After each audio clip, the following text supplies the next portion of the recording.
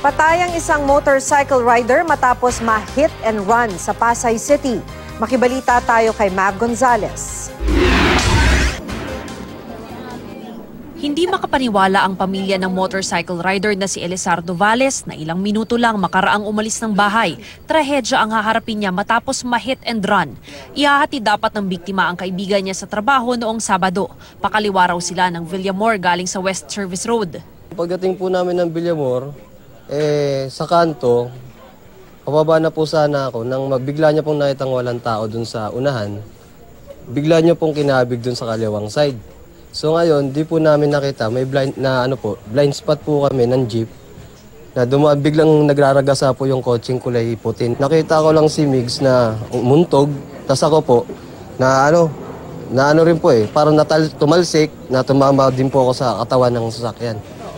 Sa CCTV, makikita ang kotse na huminto sa gitna ng kalsada. Nabangga na pala niya ang motorsiklo, pero imbis na huminto, tumakas ang driver nito. Ang naiwang biktima, dinala pa sa ospital pero pumanaw rin dahil sa matinding tama sa ulo.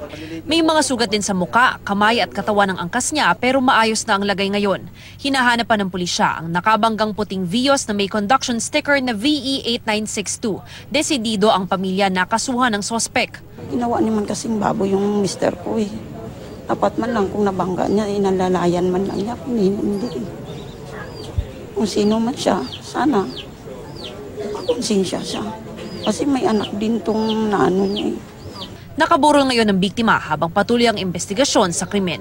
Mav Gonzalez, GMA News.